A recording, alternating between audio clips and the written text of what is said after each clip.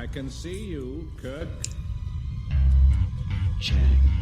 Can you see me? I'm bloodsucker. You're dirty work now. Do you hear me? Do you? Set a course. For home.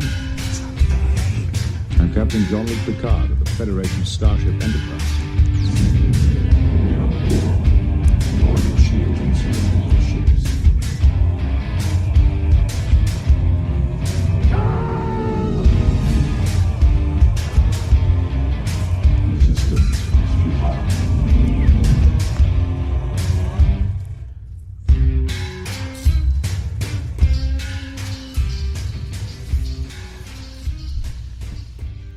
You're a romantic.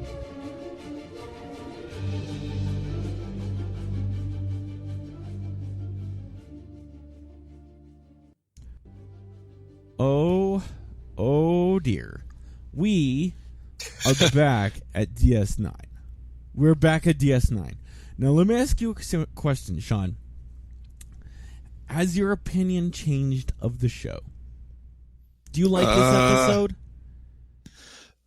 I think out of the three we've seen, this might be my favorite. Might be your favorite. I can see that. But that doesn't make it good. Yeah. Now, I want to talk about an interesting part of the episode. And you have it here. You wrote it down. Let's talk about... No, this is good. This is good. Posit your question that you have written. Well, the way I wrote it in the notes was very simple. I said, is there any Shakespeare reference here that I'm missing other than the title? Because the title is... it's not even a Shakespeare quote. It's a Shakespeare paraphrase from the Tempest, correct? Act 2, Scene 1. You got to be real, like that. Yeah, what is past is now prologue or something like that, right? It's the actual quote. Yeah, and I don't remember if I ever... I'm sure I read The Tempest at one point in time, but I don't remember it very well. I remember it's the one that has to do with... It's a lot of magic in it, and some brothers and sisters on an island. Yeah, pretty much. But I have no idea what this episode is trying to point towards that Shakespearean play about. Like there's I don't get it. Like maybe it's just maybe I don't know the play well enough. Maybe I'm not smart enough. Or the third option, which I think is the most likely option. Not that I'm a really smart person. I just think the most likely option is that there aren't any real like Shakespearean references here. They just thought it was a cool title.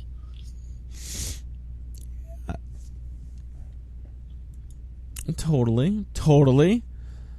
I have to say, sit right there and hear a tale of a Shakespeare tale. There's a way to interpret The Tempest, particularly in relation to this. It reveals exactly what's going on in the episode. But one way to think about that line is there's two characters, Antonio and Sebastian in The Tempest, okay? And with Sebastian and Antonio, what the line, what's past is prologue, really sets up the idea that Antonio and Sebastian have the ability to make choices that impact their own destinies. Now, that's kind of interesting, just taken on its own, given the context that in this episode, we have two characters that likewise have the ability to make their own destinies. And the choices that they make are quite different from each other, whereas Kira has the same tendency or ability to be a terrorist, given her own background. She could change that destiny, and she in fact does. And the character that's introduced, I'm not talking about Garak. He was the best part of this episode. Her little Bajoran friend, he certainly is the same. However, his destiny, he chose to remain a terrorist. But we have some really good conflict in this episode. Internal conflict. I asked you if you thought it was good, and you really took the words out of my mouth. Out of everything we talked about as far as DS9 goes, this is my favorite personally, because what it demonstrates is a struggle internally of Kira trying to figure out and coming to the realization that she is not a terrorist. Now, this can kind of go, and indeed it does, like Shinzon. Like Picard sees, like, oh, if I just grew up in a, dark cave, I'd end up Shinzon. Likewise, you see that with Kira, where she's like, I could be like this. Where are my loyalties? What are my choices? What am I good to do? Am I good to just continue on as a Bajoran officer aboard this station? Or should I join in with the terrorists fund? But for the purpose, of the rational purpose, really, of disrupting the alliance that exists, merely because of where DS9 is in relation to Wormhole and Cardassians. That. But once again, going back a little bit, I think it's good. What's past is prologue, because indeed everything that happened in Kira's life leading up to her decision in this episode to turn him over to the authorities, what we can call the authorities, Cisco, i.e. what we can call the authorities, is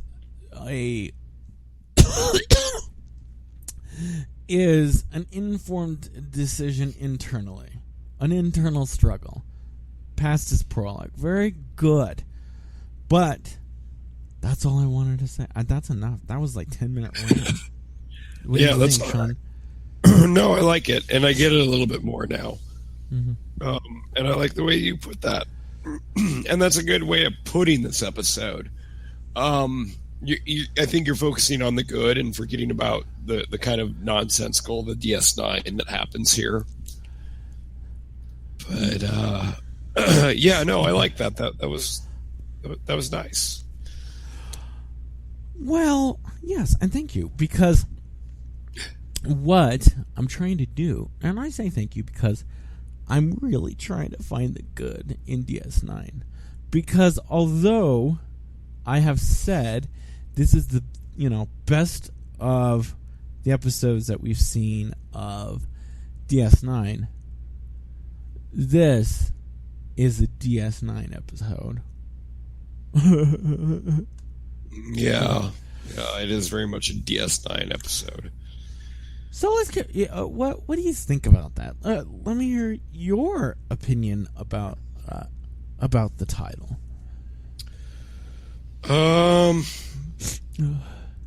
Well, I guess I'm probably just gonna rip off you at this point, but it's the idea. I don't know. I don't have a well thought out idea for the actual title itself.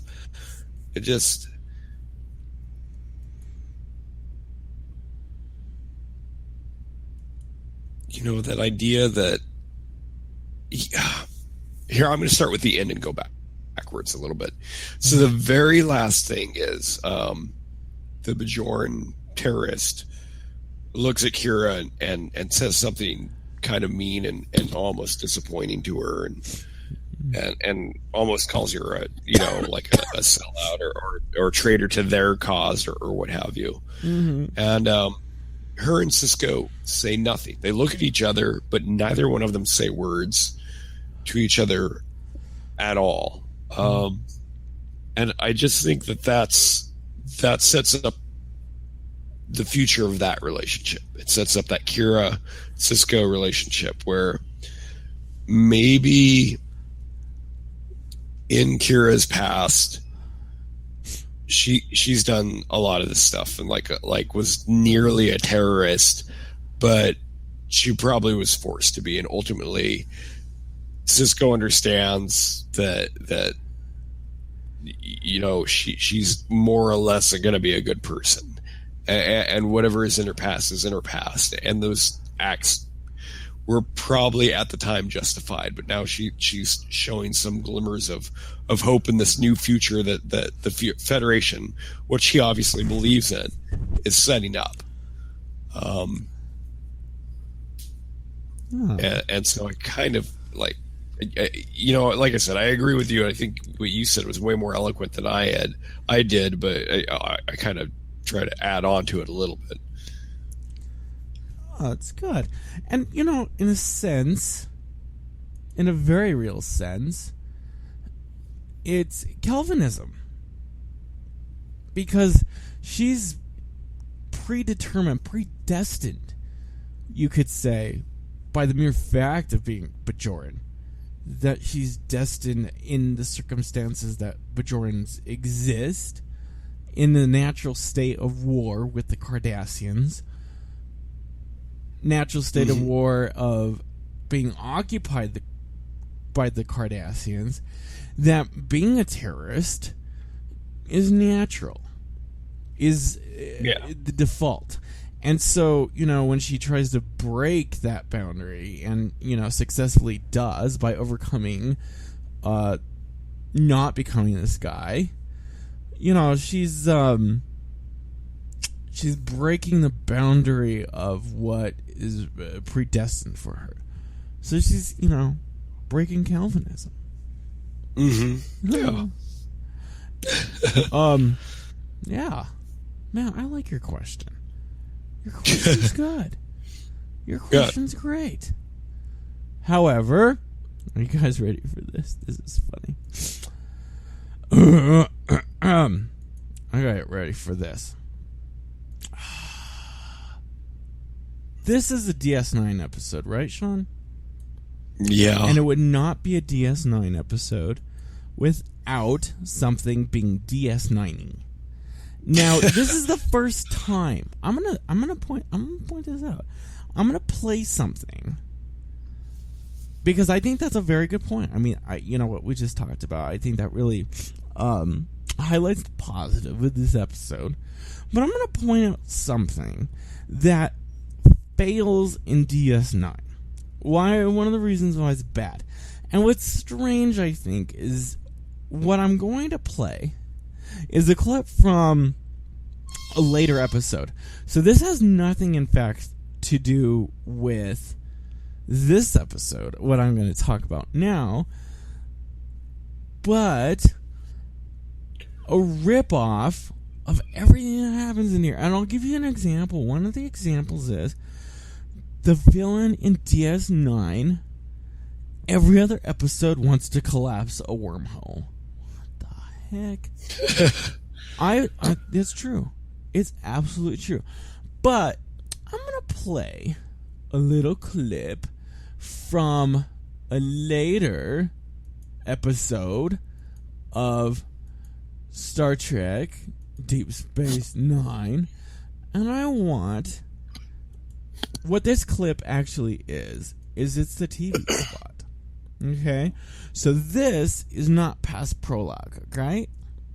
But I want you to listen to how they bill the next episode, how they build this episode that happens later in the same season. And you tell me, Shaun, let me ask you an interesting question. I want you to listen to this and you tell me, because I could just be insane. They ripped off this episode later on. They ripped off through an episode. Okay, let me play the clip. You've traveled almost 90,000 light years. A wanted predator from the other side threatens the space station. Show me where the weapons are stored. Is he a dangerous criminal or a pawn in a brutal game? I live the greatest adventure one could ever desire. Now the crew finds themselves battling the unknown. He's running from something, that's for sure. The hunt is on the next exciting episode of Star Trek Deep Space Nine.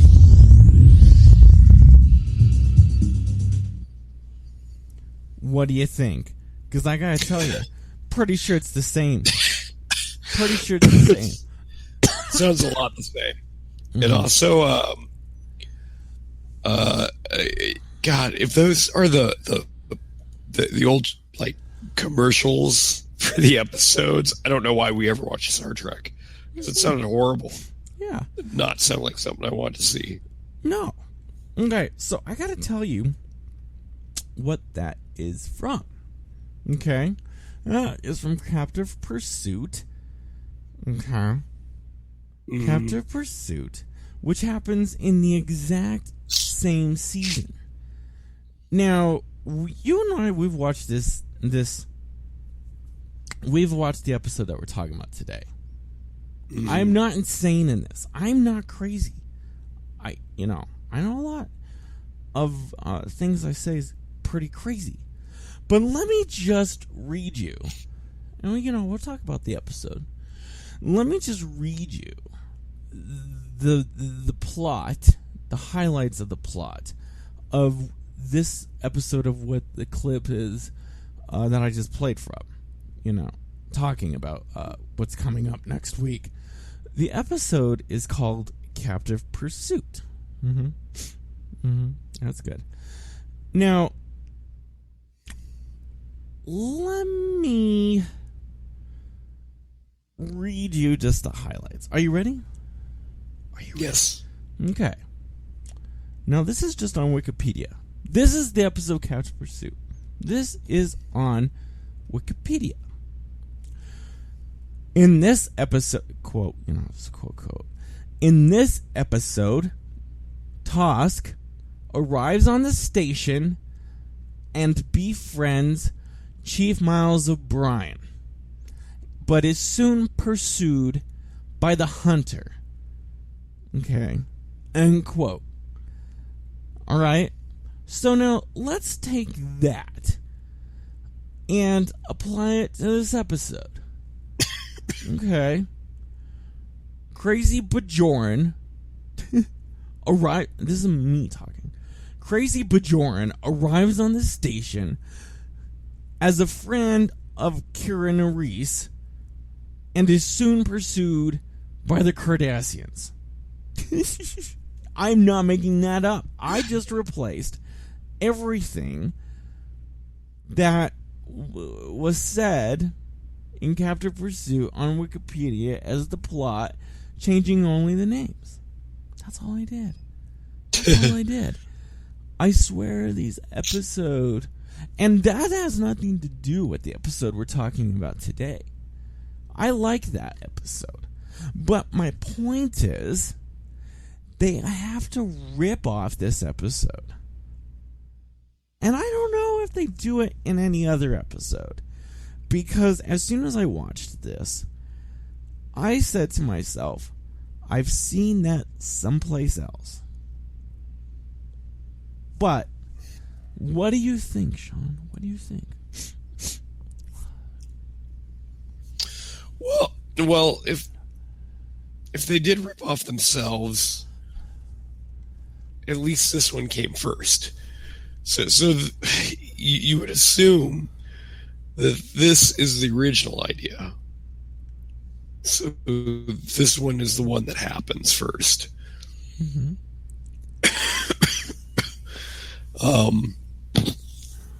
which I guess shame on them for later running out of ideas for scripts later on, even within the first episode.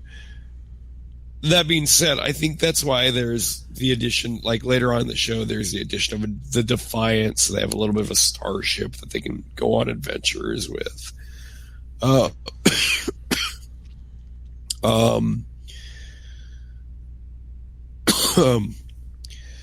else was I going to say about that?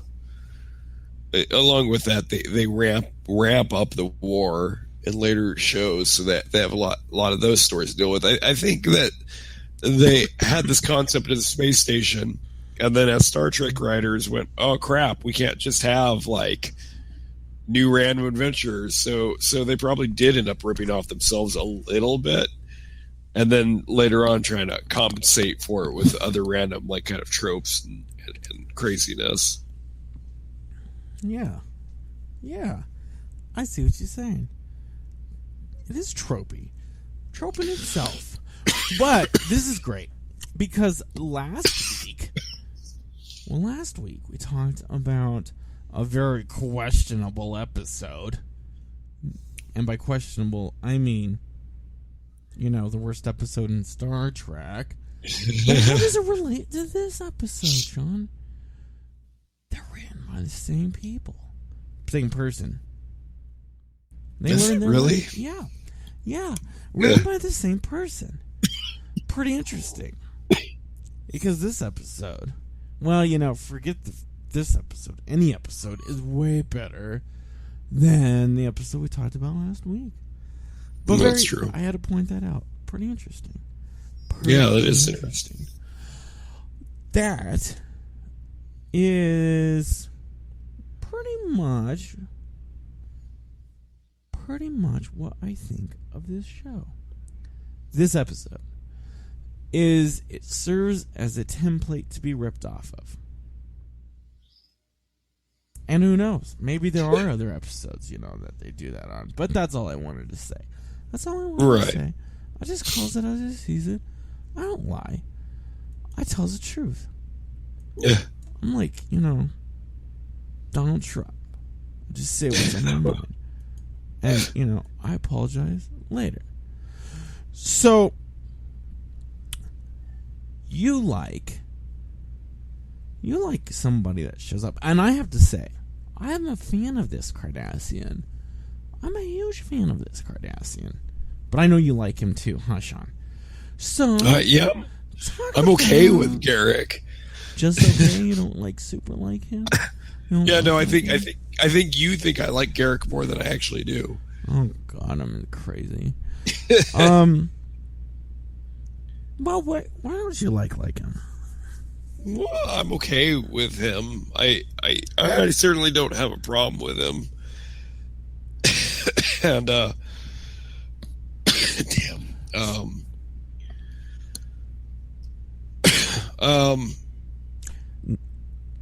you've said this on the show before. You don't like subterfuge too much, right? Well, kind of. I don't think I've ever phrased it like that, but I probably have said something similar to it. Does that impact your impression of him? Maybe a little. I don't know. I never really thought of Garak that much. I know he's one of the main B characters throughout the show, if you will, but I guess I never really had a huge opinion of him. He's probably one of my favorite Cardassians, but I don't really like the Cardassians in general. But he's different than most of them. Yeah, he's definitely cooler. Definitely cooler. He has a cooler background. But you know what I don't like about DS9 in regards to him? Right off the bat, the first episode that he's introduced in, everybody hates Garak. I really hate the fact that he goes through this episode to the very last episode, the episode Space Nine, and nobody likes him. Put him in a torpedo and fire away. Nobody likes him. And it starts with the weirdest, not weird. Weird is not, the fact that Bashir befriends him is pretty interesting, because Bashir kind of turns him into Cisco. Say, I know what's going on with, Garak. It's just like, dude, you're saying that you're his friend, and then you do this? Some friend of you? Crazy guy, Bashir. But I just wanted to say that. What do you think about that? Yeah, I don't know. It's so Bashir just is so taken aback by him. Bashir's a lieutenant in Starfleet, second in his medical school class. You think he would know a little bit better than this? To be taken in by it, or even if he is taken in by it, to be so impressionable, what do I do now? Who do I talk to? How am I going to handle this? And it's just so crazy. And I'm going to play that clip, and this clip comes from the opening of him right after he meets Garak.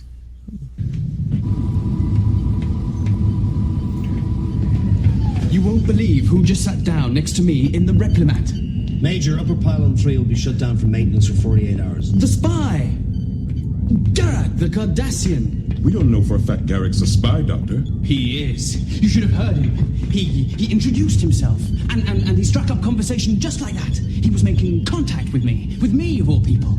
What do you think he might want from you, Julian? I don't know.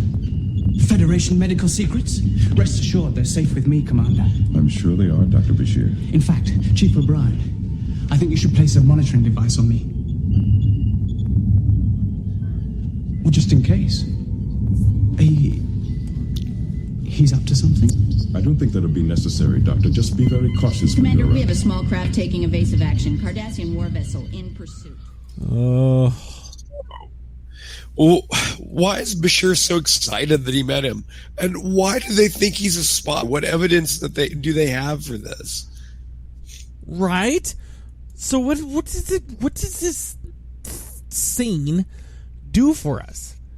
Other than establish the fact that we should have suspicions about Garak. Right off the bat. Yeah, other than he's Cardassian and he stayed behind, which is somewhat almost racist in its way. Yeah, racist against Cardassians. Crazy. I have no idea why Bashir is just so excited to have, he's Bashir is like Edward Snowden. He's so excited about exposing secrets that he wants a Nobel Peace Prize. That's what it is. That's what it is. Anyway, that's a great scene. No, I'm just kidding. What else do you think about that, Shaun? So before that, all you hear is Garak just come over and hang out with Bashir in one of the promenade little cafes, and then Bashir is just freaking out about it after that. And obviously no one else cares. So why is Bashir the one freaking out? What does it show? Why is it showing that Bashir is overly emotional or young or impressionable? I don't know what I'm supposed to be getting from his character, about his character. I don't know what I'm supposed to learn about Dr. Bashir by watching this. Yeah, that's a fantastic question. So we talked. Yeah, that's a fantastic question. Do you like Bashir? Not really. when I first watched Deep Space Nine, when it came out, I was younger, of course. I did like Bashir, but as I grew older, he kind of did turn out annoying to me. And this is like, going back and watching Deep Space Nine for this show, it reaffirms my belief that Bashir is just an annoying character. And this is one instance where he's like, guess what I know, Cisco, tag me, bug me so I can catch this guy. And it's just like, dude, calm down. It's annoying, but that's what I'll say about that. Yeah, I agree. I could see that. So now,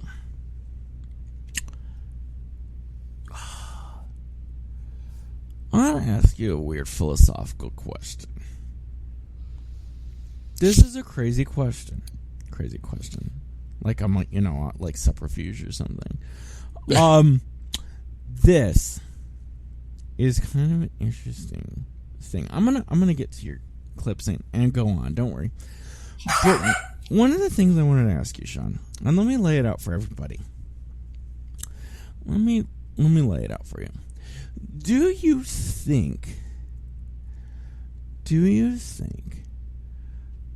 that George Washington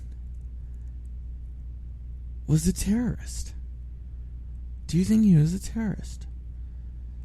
Now, the reason why I'm laying that out is because the way they treat this guy, it's just so obvious that under the Bajoran occupation, that the dude would be a terrorist. That Kira would be a terrorist. So later on, when you have Deep Space Nine, see, now I'm trying to undermine, the reason why I like this episode. Kira is used as a character to say, well, hey, she shouldn't be a terrorist. But would it be okay? That's not what the episode's getting at. Is, hey, maybe, she shouldn't be a terrorist. But what if she does just show up as a terrorist? That's okay. That'd be great. Because then she'd have to go through a transformation to become the Kira that we know. That'd be great. Now, why did Chris just like, we're talking about Garak. Shaun's talking about Garak. Shaun has a good point to talk about Garak. What the heck are you doing, Chris, by going back to, what you were talking about before? Because what's crazy about this episode is they start off by talking about, about this Bashir incident, and suddenly, snap, whoosh, crack, doo-doo-doo-doo, now we get into the meat of this episode. So it's like, so sudden you get whiplash. That I wanted to say. Your thoughts, Shaun? Ooh, well, there's a lot there. George Washington probably was a terrorist to the British Empire. I understand that. I understand how rabble-rousers and uprisers and usurpers are probably classified as terrorists against the governments that they're terrorizing. And that makes sense to me. Because, I can guarantee you that the people that we consider terrorists do not consider themselves terrorists. Or at least, they're freedom fighters or religious freedom fighters or some whatever the ideology is. It's not ultimately terrorism. I think they know that they might be violent, but I think terrorism is so subjective against whom you're going after.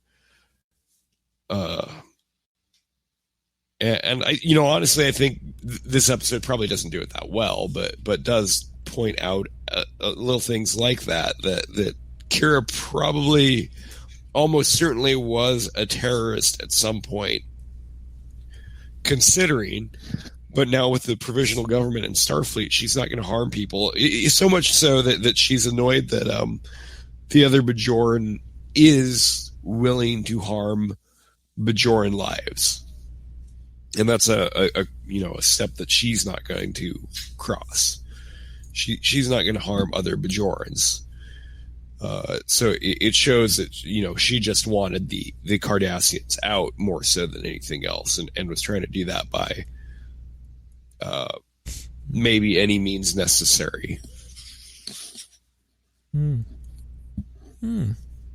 But you're right, and to finish up where you finished up, you're right. You get the scene that we listened to where Bashir's on the on ops and going crazy that he found this Cardassian, and they were talking, and he's overly excited about it, and then it just jumps into this Cardassian Bajoran ship fight, and then they rescue the Bajoran, and Kira knows him, and the episode's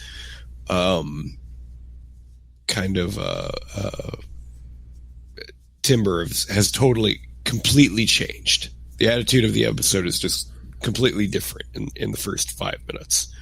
You go from one to another. So you're right. Whiplash is a good way to put it. Yeah. And for additional whiplash, what they do at the end of the episode, you can't forget the fact that you just introduced a vital character, is they use him essentially to pull the Scooby-Doo. Meet me at this particular time, and I'll show you, so he fulfills his role just as essentially Bashir paints him to Cisco. The same way, who's that kind of sneakiness, and meet me at 1100 hour or whatever, and he exposes the Bajoran dude, like we didn't, we already guessed the plot and everything. That it's just a waste. I like Garak, but it's such a weird introduction to him. Don't like it much. You have Lursen Bator come in for a little while for no real reason. I do not like them. This was like not last week's episode, but the last DS9 episode that we watched, where it's just like, why are they here other than to just convolute the plot up? Like, why do you have to have them here? Like, they're not helping anything whatsoever. Yeah, let me ask you something. Sorry, I said that kind of like accusatory. Let me ask you something. That's fine. Why in the world would these two cray Klingons possess or have access to a chemical or material or whatever that could blow something up? That's cray blowing up, whether it be DS9 or whether it's the wormhole. Why do they have access to it? Because that's how their introduction is. Because he's me, the Bajoran is coming aboard, meeting her, and her. You know what I mean, right? Yeah. Okay. So why do they have access to it? I have no idea why they have access to this. Why do they want money? Yeah. I don't get that either. Like the money was never a motivation for any Klingon that we saw before. So why? And it wasn't for them in their past. Yeah. So now all of a sudden they're all about money. Yeah. Yeah. It's just, I don't like it. I don't like it either.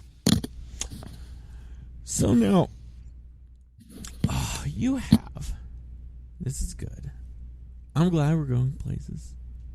I'm glad we're marching along. I'm glad. I'm glad. This is good. This is good. Talk about Cisco in this episode, Shaun. Play your next clip. All right. Yeah, well, let's just go for it. We'll talk about it afterward. Subspace transmission from Admiral Rollman for you, Commander. In my office.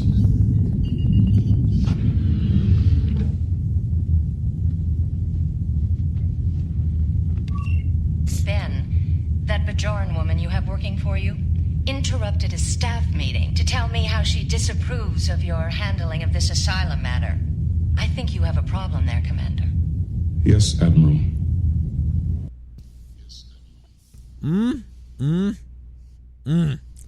So, what Is that Leonard Nimoy's wife? Is it? I don't know. Is it? I think it's Leonard Nimoy's wife, that Admiral. That's interesting. I didn't know that. Yeah. Excuse me. So, obviously, the Bajoran that we're talking about, that we're all around, is requesting asylum. Aboard Deep Space Nine. And you have Cisco. Cisco involved now. Cisco saying, what you doing here? Teach me what you're doing here. But, what do you think about that, Shaun? Do you like this? You like how they treated Cisco? I'm okay with how they treated Cisco. I kind of have a feeling that's the way a superior, especially a Starfleet superior, would act. I don't know why Kira would go to Starfleet, because she doesn't seem to really like Starfleet. I know the idea is that she wants to get him in trouble, but I don't think that she would go to Starfleet Command.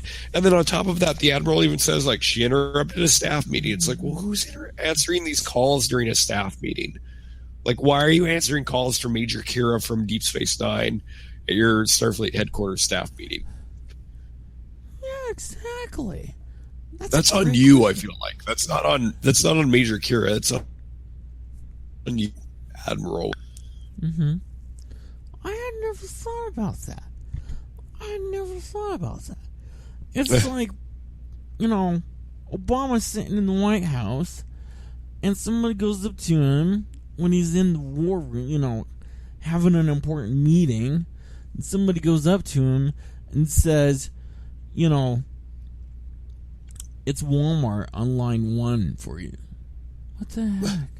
What the heck? But, yeah, what the heck? Do you think that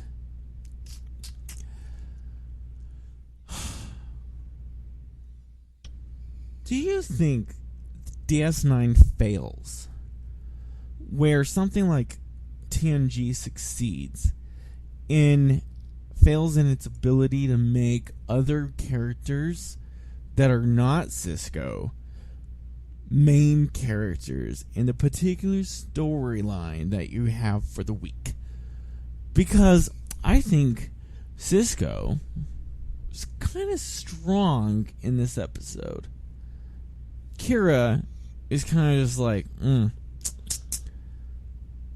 maybe that's just the acting. I don't know. What do you think? I tend to agree with that. Just because you have Garak in this, you have the Duras sisters in this, you have the other Tamara or whatever his name is, the Bajoran terrorist in this.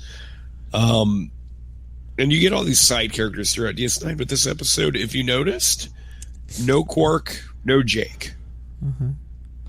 Not at all. And I know last week we were talking about how there was no Worf in that episode, but like that rarely, if ever, happens on TNG where a character just completely is gone for an entire episode. Mm-hmm. And in this episode, there's 2 characters completely missing. So when they wrote this and finalized the script, there were 2 characters completely that they couldn't think of them for like they couldn't think anything of those characters to say. And then on top of that, I don't think Dax does hardly anything in this episode either. Yeah. Wasted characters. So, you're absolutely right. I think that, if TNG excels at throwing characters into the spotlight, DS9 just kind of throws them wherever they want to and then forgets about them in certain episodes. So they're just not even around. Yeah.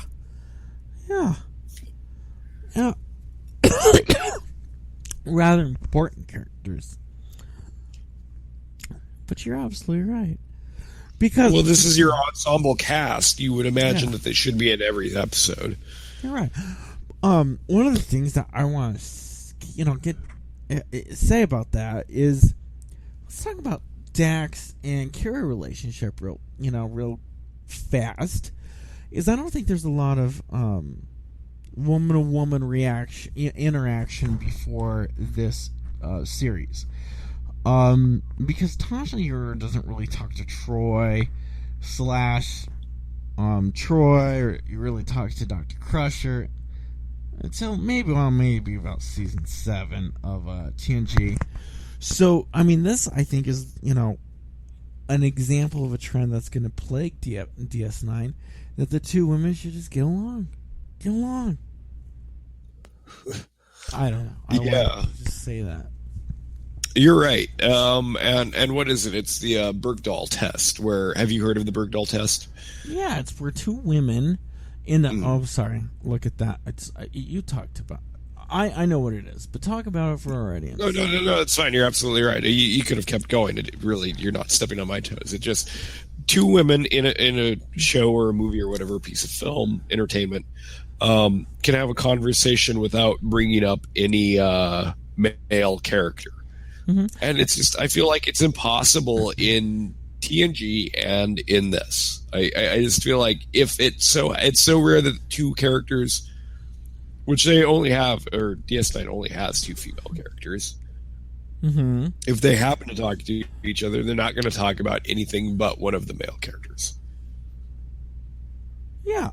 I think Next Gen kind of would get away with it every now. No, they wouldn't. I guess there's that one scene in Naked Now where Tasha and Troy talk about what Tasha's wearing. Yeah. I don't know if that counts. And what's really interesting about that test is it's quite old. It's quite old, actually. It starts, about 5 years before TNG ever starts.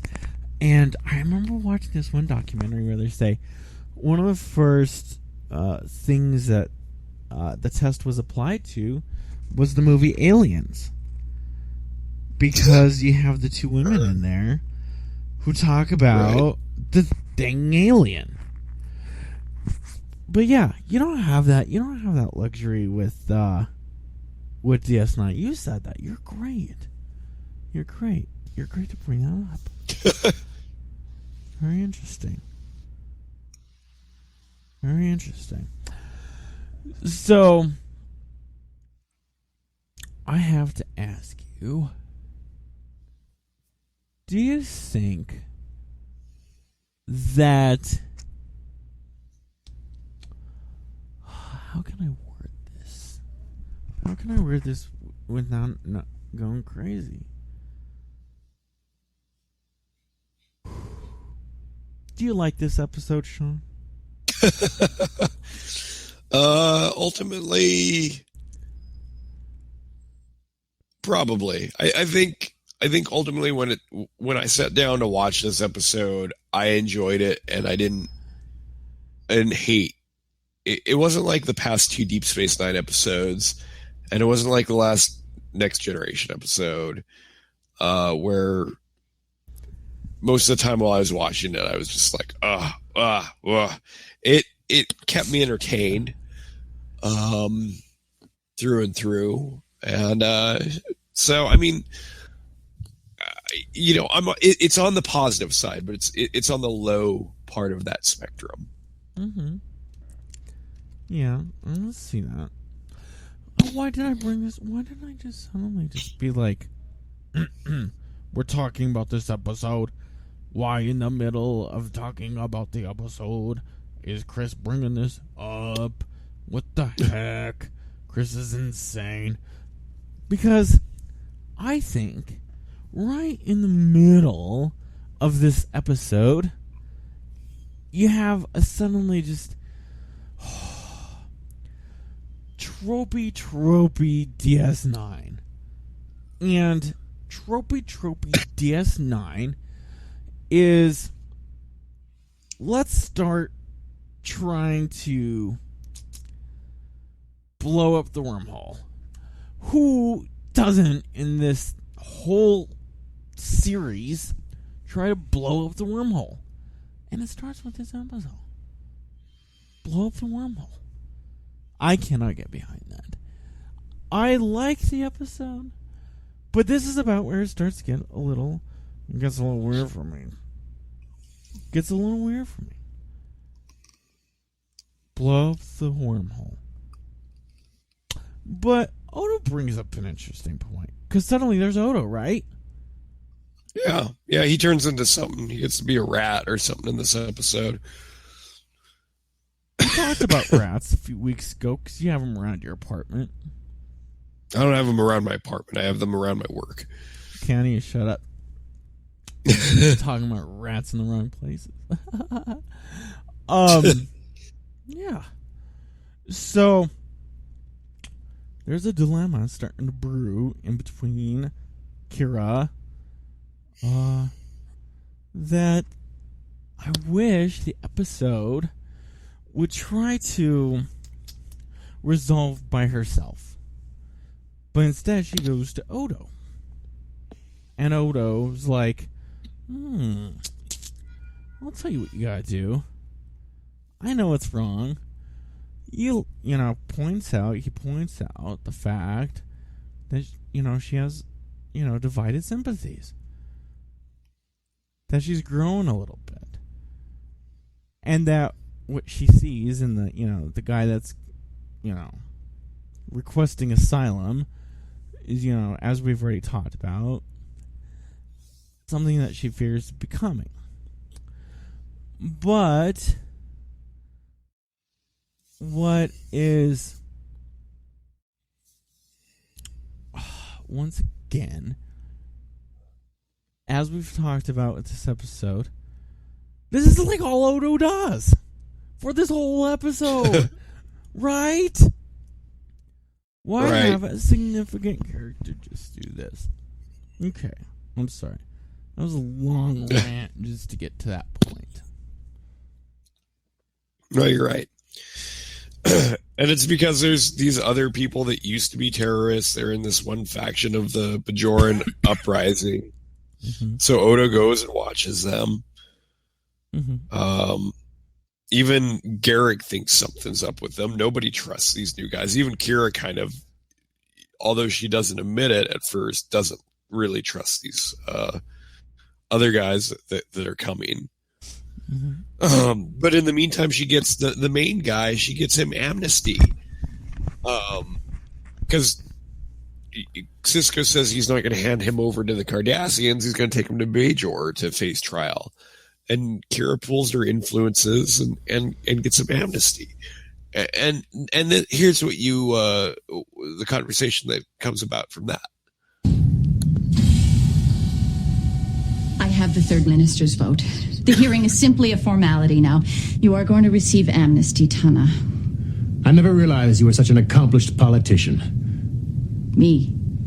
A politician? No, I don't think so. You manipulate Sisko and the Federation? The ministers of the provisional government? I'm just determined.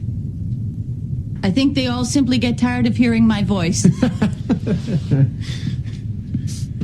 And here we expected to find that Kira Nerys had lost the fire in her heart. What are you talking about? You knew I was here before you even came. Tana, I trusted you. I am Kon Ma. I fight for the freedom of Bajor. You once fought for it as well. I'm still fighting for it. Stop deluding yourself. You say you don't believe in the Federation. You say you don't believe in the provisional government. And yet you are their dance instructor. That's not fair. Oh, don't be naive, Major. I don't want the Federation here, but for now... Once you're in your comfortable bed with the Federation, you won't be able to get out. We won't be able to get out. If you expect me to commit some act of violence against the Federation... No, the violence is over. That is the truth. No one will get hurt in any way, I promise you that. But I do need your help. You already lied to me, Tana. I know how the game works. To do what we plan, we need a small ship capable of warp speed. I gambled that I could convince you to get it for us. Yeah, so I cut that a little short, that scene short, because the clip is long already. And then after that, they kind of go into this whole lie that Kira plays into. And then they go, because he has those Tanya has those two other friends that meet him. And that's what, like, basically makes everything go wrong for him, because nobody trusts him. That's what makes Garak think that they're up to something. That's what makes Odo spy on them. It even turns Kira's opinion on him. If it was just Tanya by himself, he probably could have got away with this silly bomb plan. But he didn't have the other part that the other two guys had. Yeah. Yeah, why are you discussing this in the middle of a freaking promenade? So everyone can hear. But let me ask you another question. This is the night of asking Shaun's questions. I'm sorry. Shaun's not feeling well, and Chris, this is the first night where Chris is really, ask Shaun. Do you think Star Trek suffers from the second officer syndrome? And what I mean by that is Kirk and Spock got along. That's undeniable. Right. Picard, Riker got along. Okay, so when you get around to DS9, lo and behold, oh my goodness, you have Kira and you have Sisko that aren't two working favorable dudes. And do that. Then you get to Voyager, and what do you have? You have Captain Janeway, and you have Chakotay. They ain't getting along. Then you get to Enterprise. What do you have in Enterprise? You have a T'Pol, which nobody really likes. Kind of likes, starting in episode 2. And you have Archer. Can't find the noise, and, T'Pol's all crazy. My point is I hope that this isn't carried over in the new series. I hope that's not carried over, because it seems like to be a trend. And what's great, or not great, is the fact of pointing out, and I want to hear your opinion about this. Do you think that this episode, and it doesn't start with this episode, because, it starts with the first episode, really. But do you think that it's a bad, or, not a good storytelling choice to pair your first officer starting with this series, and DS9 launches this? Your commanding officer with your second in command having didactically opposed opinions. Is that good storytelling, Shaun? I think it gives you that little bit of kind of push-pull drama, like that whole motion picture in between, like, Decker and Kirk kind of feeling of one person knows the Bajoran cause and the people and everything, and has been there and knows the area of space 1,000 times better, and then you get the Starfleet, the commander that we should know and be somewhat familiar with, even though I know Sisko's a new character, but we should be more comfortable with him. So you get kind of that straight man and a rebel kind of situation going on, which I assume makes for good storytelling, but hasn't yet in DS9, at least the DS9 episodes that we've watched. Mm-hmm. This one does better, but it's still not. It's not great. Yeah. Because it comes across, she doesn't really care for the Federation, more or less just tolerates it. Mm-hmm. Do you think at every point when you're watching the episode, because I don't think it conveys very well in the episode, you think she's, just, it's so obvious. One of the things that fails in this episode for me is it's just obvious that she's just leading him on. She's leading, like Tahoe or whatever the guy's name on. She's just leading him on to expose him. Or, spring the trap. Okay? It would have been far more interesting had they gone with the storyline where you don't know if Kira's going to be loyal to Cisco or loyal to her past friend. You don't know. You have no idea. Until the moment comes when she chooses that loyalty by, hiya, I'm going to do this maneuver and, make you fall over. But you don't know. You don't know. And, however, this episode fails from it. You can see from, the moment after we talked about the Odo thing.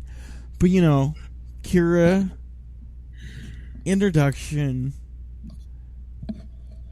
you get everything just laid out for you. There's no Scooby-Doo mystery involved in this episode. You already know the ending.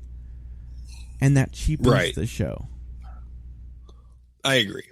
Yeah, there's no... And I hate when Star Trek does this, and it seems like it happens in the later shows more than it does in the earlier shows. And by shows, I mean, like, the actual, like, the different shows. Like, I feel like Next Generation probably did this, but it didn't do this as much as Deep Space Nine did. And I think Voyager suffers from this too, where, and Enterprise certainly does, where the enemy before the protagonist does. And as an audience, you're clued into something that the ship isn't in. Like, it's almost as though if you're watching the Corbinite maneuver, and they had a scene in the Corbinite maneuver where it shows like Baylock talking to his puppet, or like programming the puppet to say something to Kirk. So there's no reveal. You don't know. They expose the evil plan or the bad guys, and this was really bad. What was I thinking? It was the last episode, A Man Alone, of Deep Space Nine, where it shows outright the murder of the guy when he kills his clone, but it just shows him outright like getting murdered, and I'm just like, it would have been better if they didn't show that, and then you just found out that he was dead later on for some reason. Then they've got a murder to solve. Yeah. You bring up good points. I wonder. Don't like it. Just don't like it. I'm sorry. So continue. This is an interesting next clip. Yeah. Now let me ask this, because here's another Ash Shaun.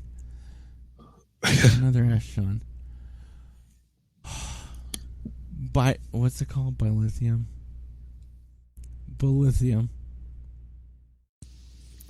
What are you thinking of? Well, where do Lursa and Beodor get this stuff? Why didn't they just have it? I don't know. I know that was a really long, to say. But you take it away, Shaun. What do you want to talk about next about this episode? Oh, God. Well, Lursa and Beodor, like, I don't know why they're in this episode. I already said that. Like, I just don't get why they're here. I think they're just bringing back familiar characters for no other reason. I'm going to play my last clip, and my last clip actually happens before the climax of the episode.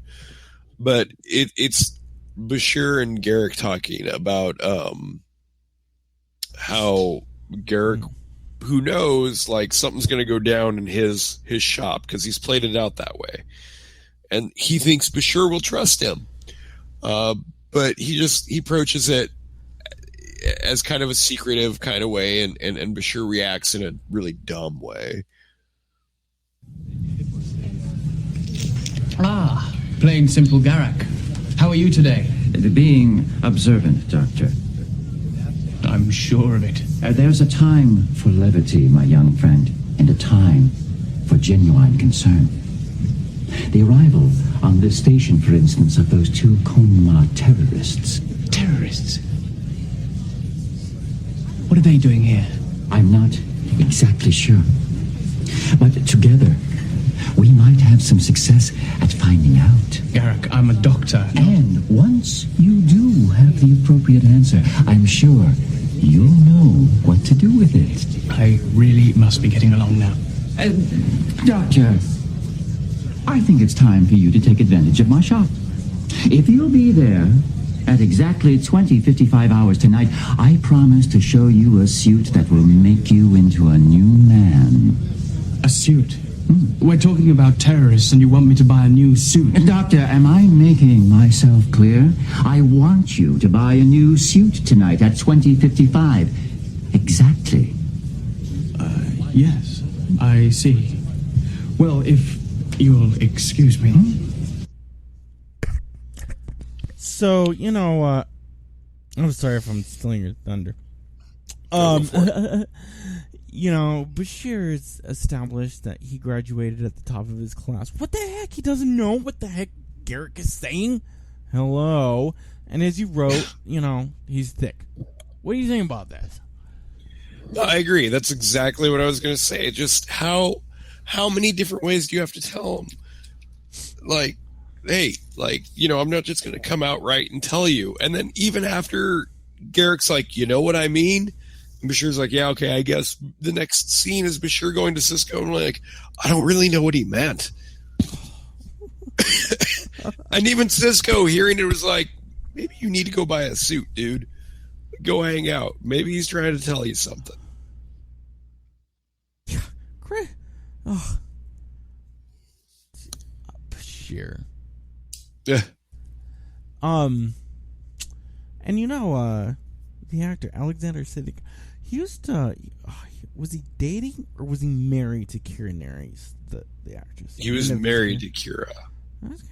It's kind of weird because this has nothing to do with the episode whatsoever. But I'm gonna bring this up anyway. All right.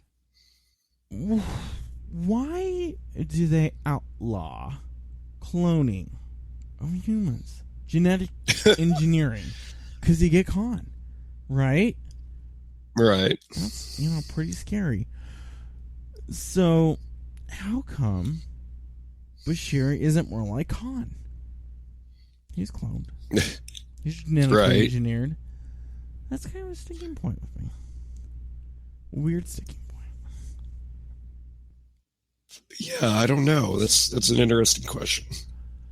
Yeah.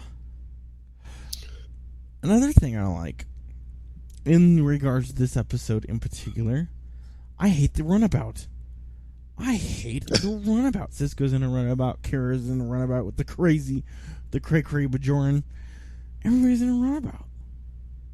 That's all they have. I don't like it either. That is all they have. Iris Stephen Bear. You wrote yourself into lock, step, and barrel. You're going to end up having to use a shuttlecraft to get off of DS9.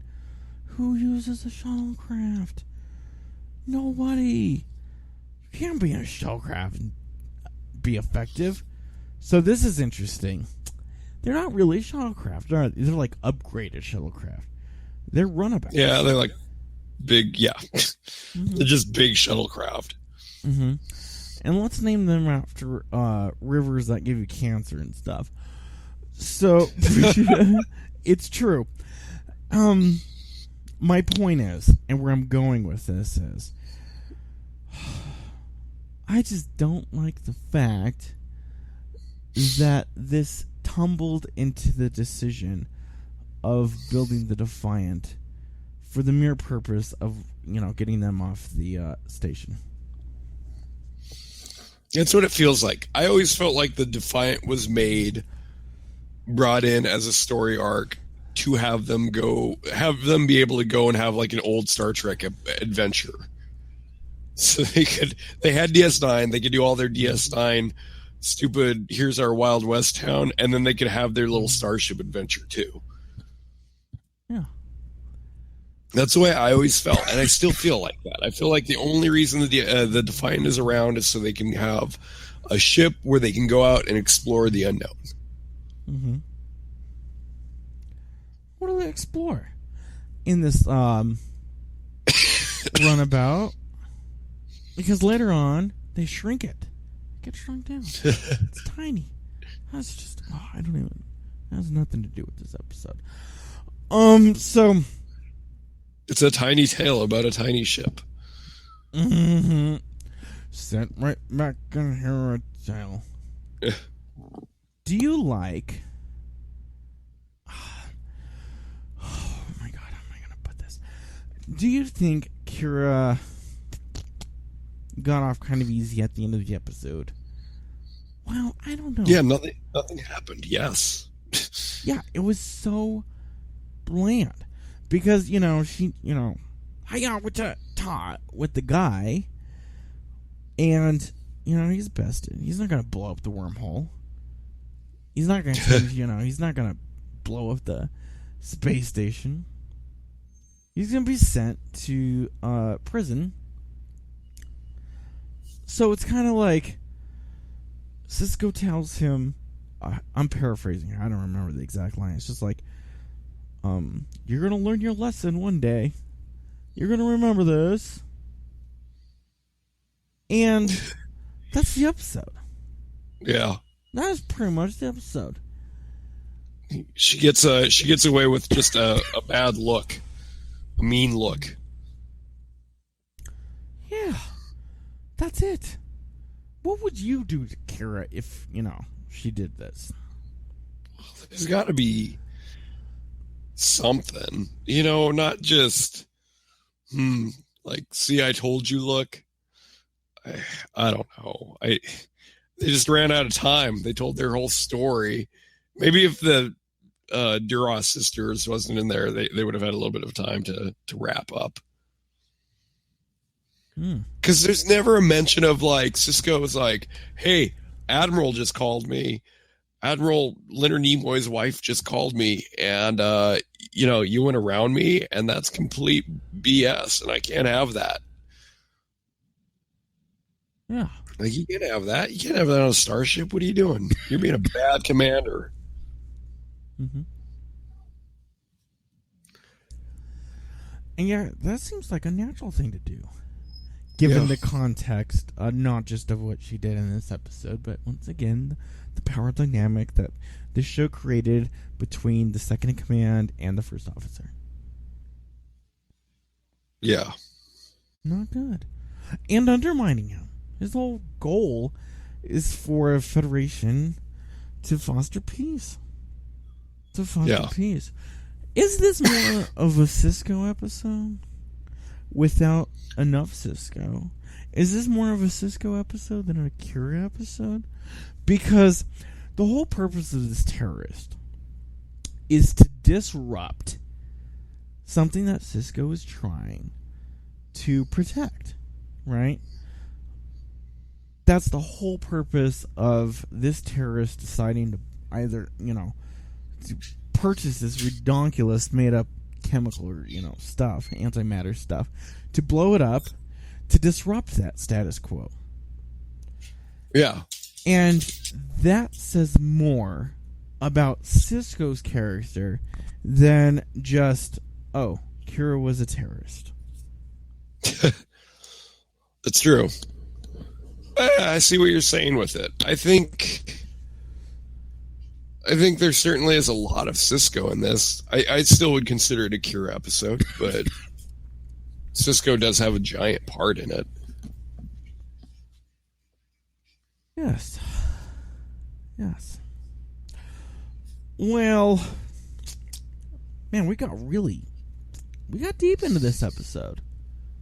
Yeah.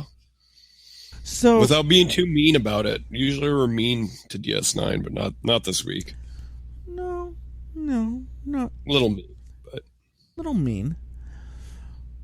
It's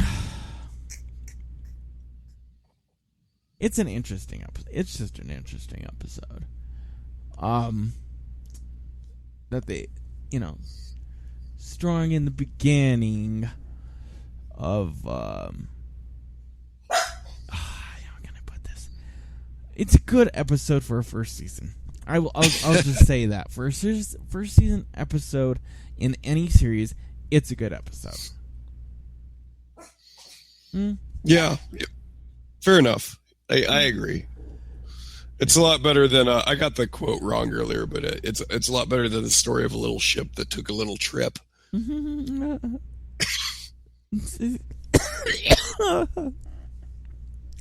love that episode. I love it. Yeah. I mean, I've talked a lot tonight. I've been like, now listen to teacher. What do you want to say about this, Shaun? What do you want to say? You talk. I don't know. I don't have a whole lot else to say about this episode. My voice is not in the best shape to just talk. But yeah, I mean, I've already said, like, my biggest problems in this episode are Bashir and his weirdness and his I don't know, just his. Why is Bashir like that? Is it because he's like, again, are they trying to make it like a youthful kind of, he doesn't know any better, and so that's where this excitement comes from, and this almost ignorance, and why he thinks Garak's a spy and is really excited by it? I don't get it. I don't get what they're doing with Bashir in this episode. Pretty much because he's genetically engineered. But we're not going to know that for how many years, right? That doesn't come out for a long time. Yeah. Yeah, when Dr. Zimmerman shows up to make him the next EMH, you're right about that. Yeah, he's so quirky. So quirky in this. And you don't see that in the past 2 episodes.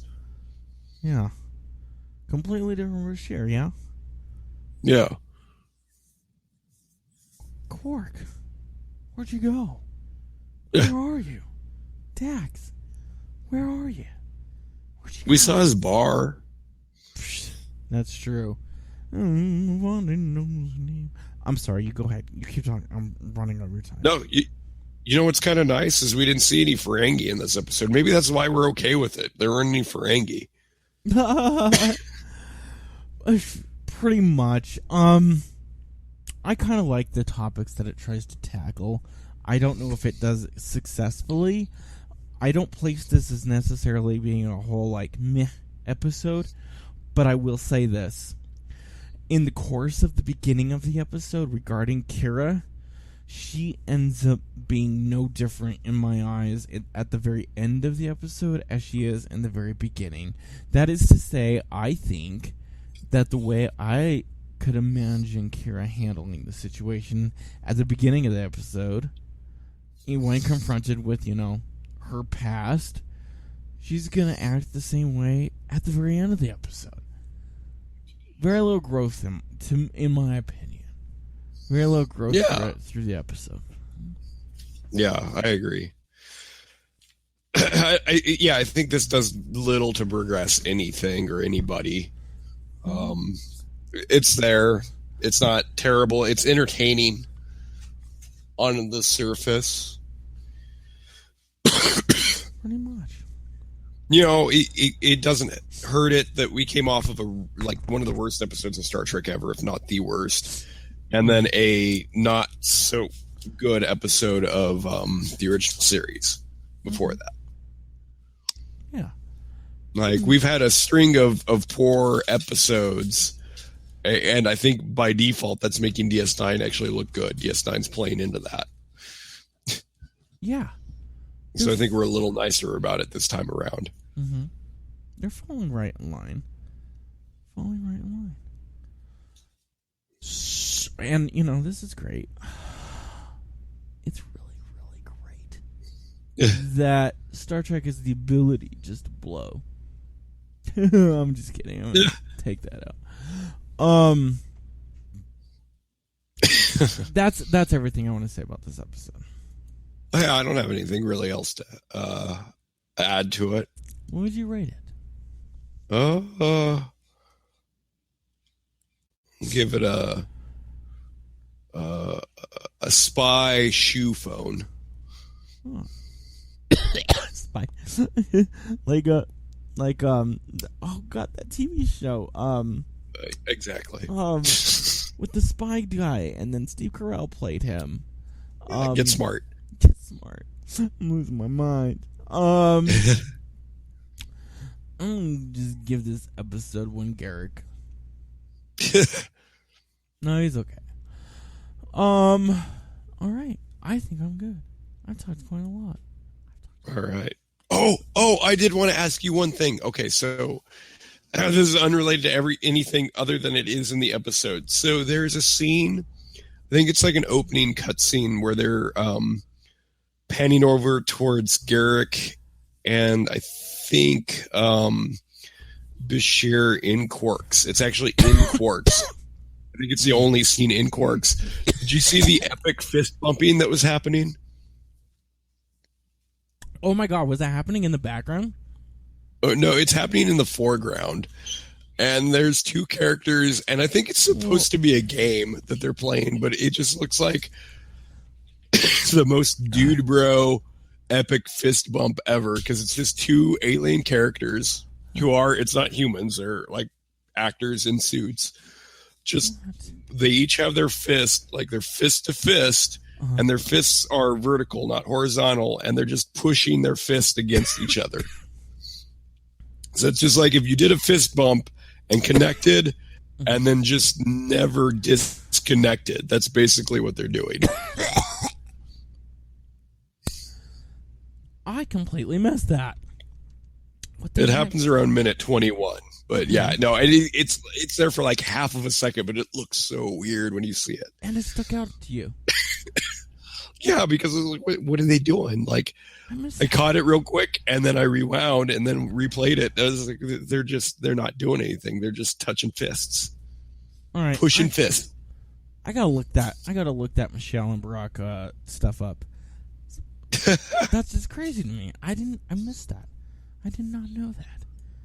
I'm gonna rewatch that part. And you said, I'm sorry, I'm gonna write this down. What mark does that happen at? Around minute 21. I can't remember if it's right before it or right towards the end of minute 21. Okay, I'm gonna look at it.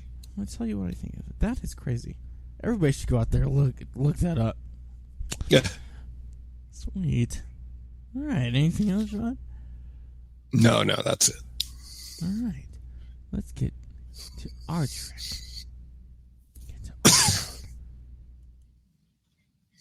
I'm doing my part. I'm doing my part. I'm doing my part. I'm doing my part too. This time we'll handle things without your help. They're doing their part. Are you? Go, Shaun.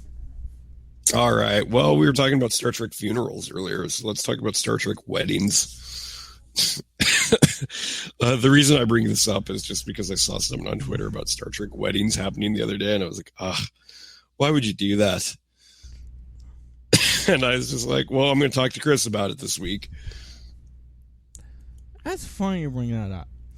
When I was, seriously. Why would you do that? When I was at the Star Trek convention, I am not making this up, they had a replica of the bridge of the Enterprise D there. That's not out of the ordinary. It's a Star Trek convention. Yeah. But what was out of the ordinary? There was a wedding right there on the bridge for all to see. That is bizarre because you held the wedding right in the middle of a Star Trek convention. What the heck? Where everyone could see. Are they that much of a nerd? I don't know. You decide. What do you think, Shaun? Were they marrying Like, were they in like normal clothes, or were they in like Star Trek clothes? Oh, this is great. He was in the uniform that they wear in it's Insurrection, that white uniform of the diplomats in the very beginning, and she was just in a bridal gown on the bridge of the Enterprise. So she was like, it was like a normal wedding for her and a nerd wedding for him. Mm-hmm. Yeah. Which I'm pretty sure, in thinking about, I bet they already had the wedding, and she was just going through the motions just to satisfy him, going to the convention. It was the most bizarre thing. I didn't tell you the craziest thing, because you can't bring along.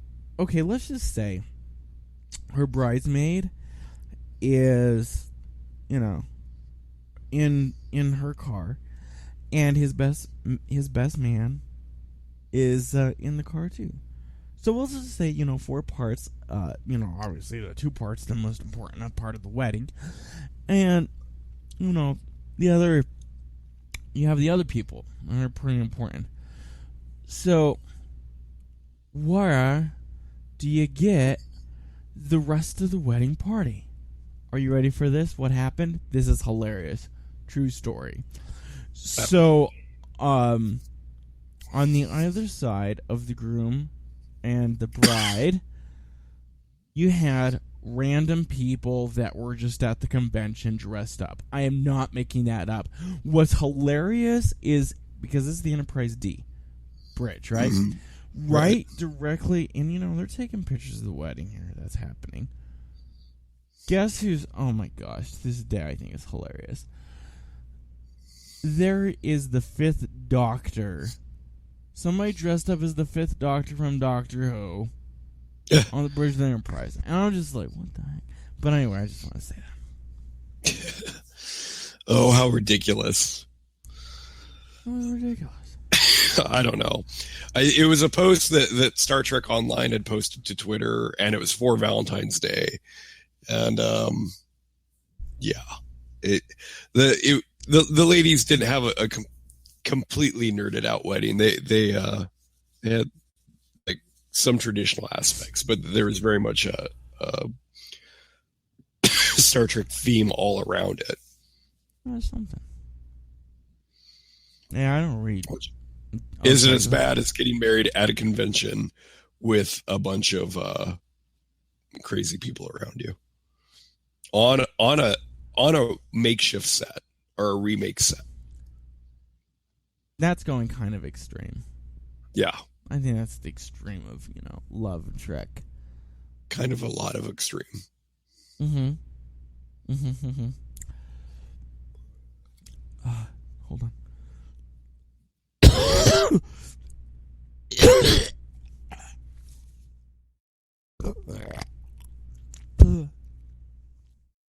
I'm okay. All right. Sorry.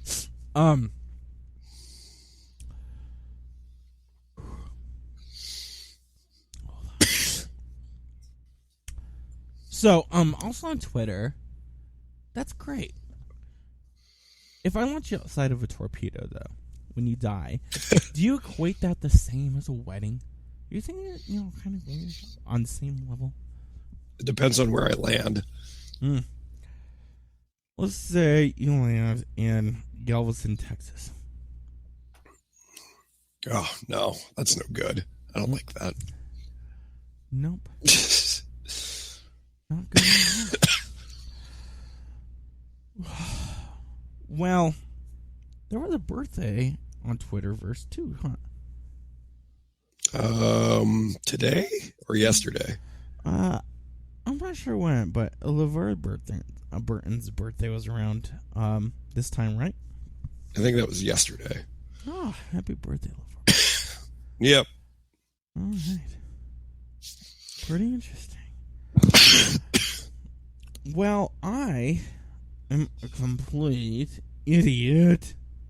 I'm going to edit this whole part out. Because I have no idea why I switched this part in the news. Did you see that? When you were talking about the news, I kind of got it. I'm freaking out of it. Do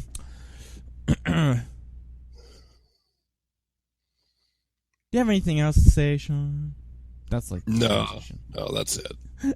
Sorry. All right, let's move on to movie trek, film trek. Saddle up, lock and load. Star Trek Insurrection is the #1 action movie in America. Movie people out. The New York Times calls it seductively appealing. Watch a few movies, take a few notes. It was fun. Now, this is my week. I chose a visually intensive scene to play, but I'm gonna do it anyway. Who cares? Just close your eyes. But I decided not to play the whole thing. You know, this is only like a minute and a half of the whole darned thing. But this is the Enterprise, you know, falling to Earth from Into Darkness. Not bad. But I do want to talk about a couple of things that happen in this scene. So let me go ahead and just play you the clip.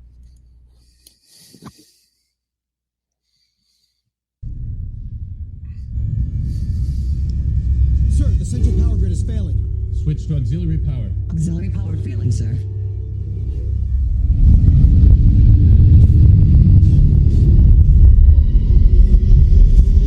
Commander, our ship's caught in Earth's gravity. Can we stop? I can't do anything.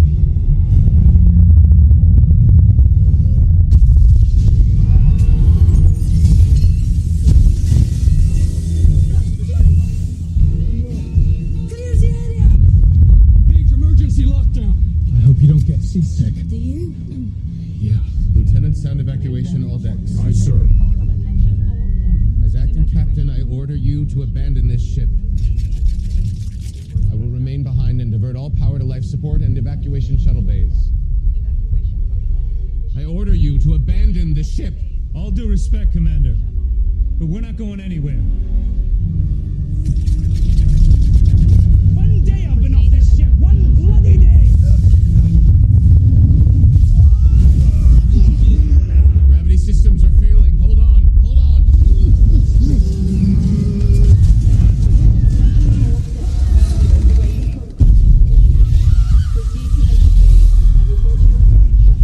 There won't be time for evacuation if we don't get power to stabilize the damn ship. Do you like seatbelts on your ship, Shaun? Oh my god, that's what I wanted to talk about. Just hearing the sound effects of the stupid seatbelts made me angry. That is so ridiculous of a thing to have. Seatbelts. And the fact that there's like 2 different aliens on the ship that sound like me right now. Right? That weird robot, dude. You remember the commercial? I think it was for Duracell or something. He's in the commercial, and it's like, why him? And the crazy alien that's just all green and crazy. It sounds like me right now. Yeah. What a ridiculous scene. Ridiculous scene. Yeah. Oh my god, there's so many wrong things with it. Yeah, seatbelts, #1. Well, Kirk is on the Enterprise. Isn't it kind of weird for Spock to be calling himself acting captain? Kirk is there. Yeah, but don't they think Kirk is dead at that point? Oh, you're right. Because he shows up and they're like, surprise. Mm-hmm. Well, it's not surprise so much as he's dead, Jim. Yeah, because he shows up, but where does he show up in that, you know, you're going to die in this thing. You're right. And that's when, you know, the trading of the places between Spock and Kirk. You're right, yeah. Yeah. But once again, I don't like how... Now, you know, a couple weeks ago when we made our list, I defended Into Darkness quite a bit more than I think I should have. I'm going to keep saying that.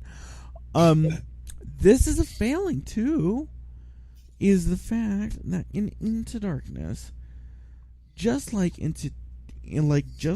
2009, and I want your opinion too on this, Shaun. I want you to say what you think of me when I say this. I don't like the fact that Captain Kirk is not on the bridge enough. I agree. Yeah. You agree. Yeah, there is a lot of it that, yeah, I mean, that's the centerpiece of the original series and what made the show so good. And a lot of the original movies even take place on the bridge. But for some reason, there's very little of it just in general in the new movies. Yeah, I don't like that. I don't like it either. Well, no, not one bit. And what's so scary about the trailers, because it appears to me, I don't know if you agree or not, it seems like we have a whole show where it doesn't take place on the Enterprise at all. Yeah, and it looks like the Enterprise is going to blow up again. No, pretty much. It explodes. So, now you have a show with motorcycles where Captain Kirk, once again, isn't on the Enterprise. So this is an interesting question. Does that taint your opinion? Does that taint your personal opinion of Star Trek 4, Shaun? There is no Enterprise. Does that change it for you? No, not really. And here's how I justify it, is because at least in the original series, you might have a ship episode like the Corbomite maneuver, but then you might have like a planet episode like Arena, where there's not a whole lot going on the bridge. Or the Squire of Gothos, or a piece of the action, or City on the Edge of Forever. None of those really take place on the Enterprise itself. And I'd argue those are all good episodes. However, there are other episodes that take place on the bridge that are really good. But I think there was a balance there in the original series. And so when you look at the original 6 movies, and like half of 3 all take place on the Enterprise. And so I think 4 was okay to not take place there. Because after 4, they go right back onto the Enterprise, because most of 5 happens on the Enterprise. Yeah. I had never thought about that dynamic of having that on the TV show and then showing that in the movie. Yeah. Picard kind of does that too. He's not in Generations sitting on the bridge. Pretty much not on the bridge. Where'd you go, bro? Where'd you go? He becomes way more of an action star in those movies. Yeah. He's with Fantasy Island guy back there, Okay. So that's, crazy seatbelts. So anyway, that's the scene that I wanted to play this week, and it's not necessarily a movie scene that I like. I don't like it. That's okay. But it had to be That's played. okay. It had to be played. It was a good little discussion revolving around that scene. Yeah, pretty much. All right, let's get to audience track. Do you have anything else to say before that? Are you good? Nope. Moving on. Open hailing frequencies. Frequencies open, sir. This is Jean-Luc Picard, Captain of the Enterprise. Klaxon wie Fleischplanar Mechanic. You can get a hold of us. Where can they get a hold of us, Shaun? Well, if you want to email us, you can get a hold of us at thetrekbrothers@gmail.com. There's always good old Twitter, where you can find us at the Trek Brothers. You can find Chris on Twitter at Lethargic Nerd. You can find myself on Twitter at Shaun Makita. We also have our Wix website, which is thetrekbrothers.wix.com/home. That has all of our episodes on it, blog of both of us, and am I missing something else on that? Not that I can think of off the top of my head. a not updated poll. It's also on. Shows the last time that we played DS9, huh? Yeah, there you go. But still, it's got a link to our Twitter. It's got a link to all of our episodes on YouTube. We're on YouTube. You can also find us on SoundCloud. If you're listening to this, you obviously already found one of those. Yeah, totally. Yeah, we're also on iTunes. Before I forget, most importantly, probably. Mm-hmm. Yeah, I hope to feel better on this weekend. Because, Lord knows I should buy stock in Robitussin. I'm eating it so much. I pee red, not because I'm, sick. It's just I have Robitussin in me. So this weekend, preferably like Saturday, I'm gonna update all that stuff. Okay. Yeah, so tell us out there what you guys think. Tell us. I want to hear your opinion. I want to hear your opinion about this episode. Maybe you guys out there really like the fist bump. Notice the fist bump. Love the fist bump. I did not notice it. Awesome. See, I'm already dying. Sweet. Yep. Sweet. Awesome. Well, you know what? That brings us to the end. And guess what? I don't have anything else to add. How about you, Shaun? I don't either. What are we doing next week? We're doing Star Trek Voyager, and it is episode 3, and I don't know the name of it. Let us look this up. Let us look it up. Star Trek Voyager.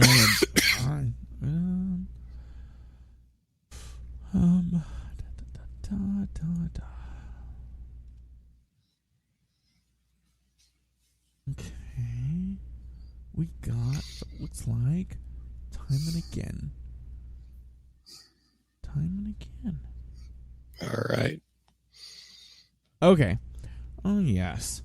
While investigating a massive explosion that destroyed all life on a planet, Janeway and Paris are swept back a day in time where they must prevent the explosion. Now, correct me if I'm wrong or not, Shaun. Is this a bottleneck episode? A what? A bottle episode? No.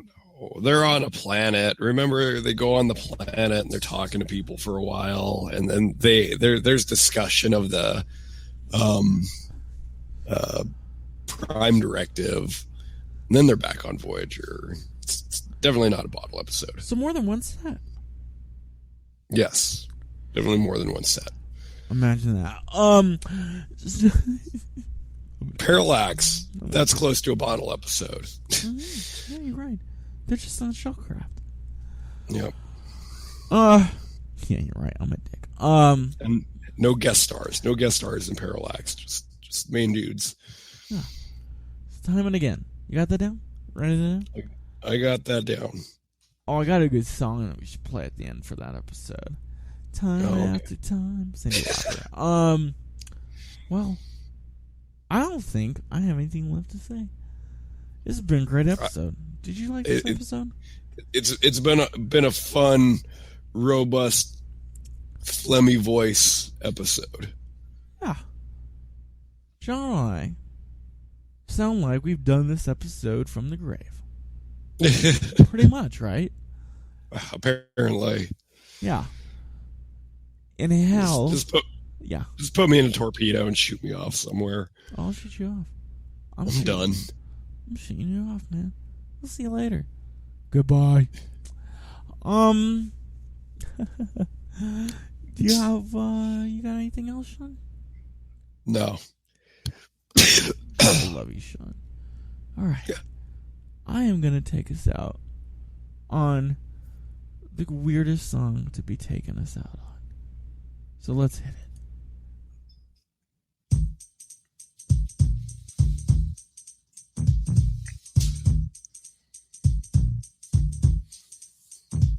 Now this is a story all about how my life got flipped, turned upside down, and I'd like to take a minute, just sit right there. Thank you for listening to the Trek Brothers podcast.